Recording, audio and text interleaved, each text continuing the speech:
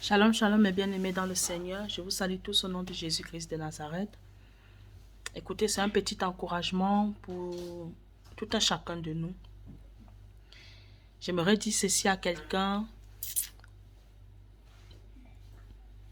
Dieu ne nous exauce pas selon ce que nous demandons, mais Dieu nous exauce selon comment nous avons la capacité de gérer ce que nous lui demandons. Je m'explique. La parole de Dieu dit, on ne donne pas les perles aux pourceaux, on ne donne pas les choses saintes aux pourceaux de peur qu'ils ne les foulent à leurs pieds. Je vous mettrai le verset biblique à la description pour que vous allez mieux lire parce que là j'ai paraphrasé. Je vais dire ceci à quelqu'un.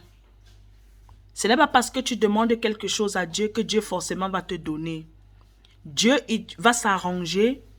Il va d'abord s'assurer que tu es capable ou bien il t'a capacité à gérer la chose.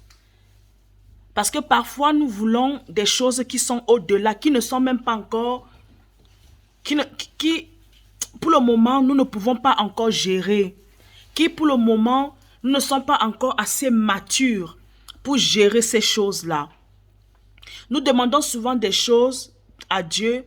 Dieu sachant, lui qui est le maître des temps et des circonstances, lui qui est souverain, il sait très bien le niveau où nous sommes et il sait très bien que à ce niveau où ma fille, mon fils, il est, je ne peux pas lui accorder certaines bénédictions parce que je risque de le perdre, parce que je risque de l'exposer, parce que ça va risquer qu'il soit livré entre les mains de Satan.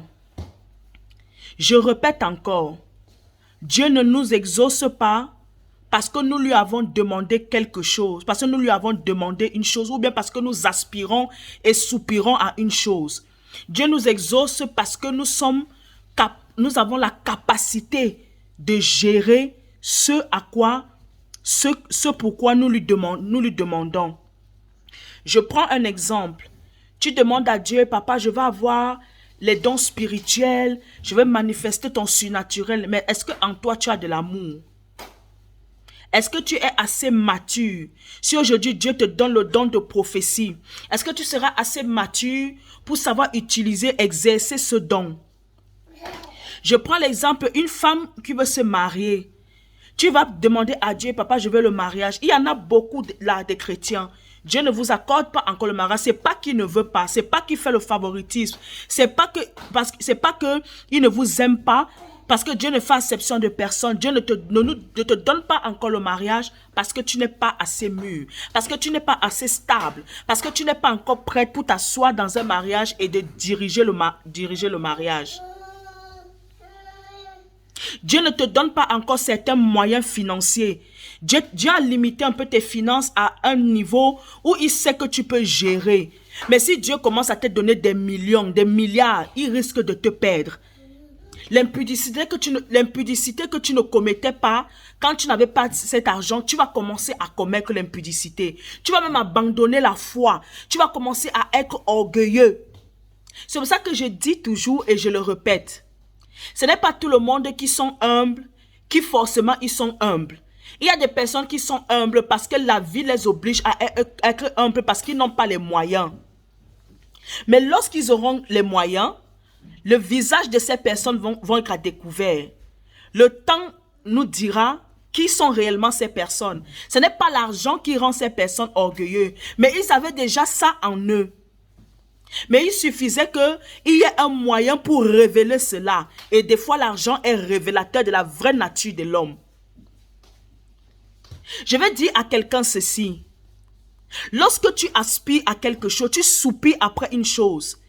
Ne commence pas à t'anticiper, ne commence pas à te presser de vouloir acquérir la chose. Mais va vers celui qui bénit, celui qui a dit, c'est la bénédiction de l'Éternel qui enrichit. Et il ne l'a fait suivre d'aucun chagrin.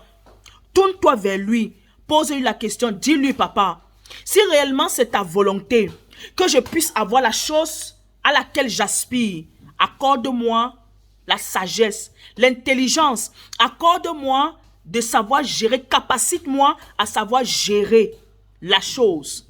Pour que je ne sois pas une occasion de chute, mais pour que je sois une source de bénédiction, une fierté pour le royaume et pour toi.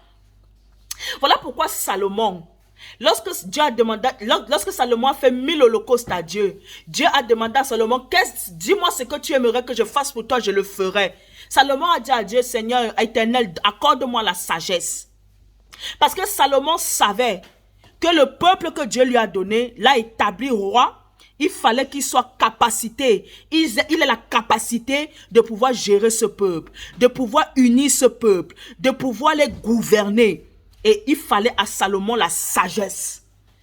Quand Salomon a demandé la sagesse à Dieu, il n'a pas demandé à ce que Dieu renverse ses ennemis. Il n'a pas demandé à Dieu les richesses, mais il a demandé à Dieu la sagesse parce qu'il voulait bien gérer le peuple de Dieu, accomplir la mission pour laquelle Dieu l'a établi. Qu'est-ce que Dieu a fait par la suite? Dieu lui a répondu, comme tu ne m'as pas demandé d'exterminer tes ennemis, je paraphrase, comme tu ne m'as pas demandé les richesses, je te bénis au-delà. Dieu a béni Salomon.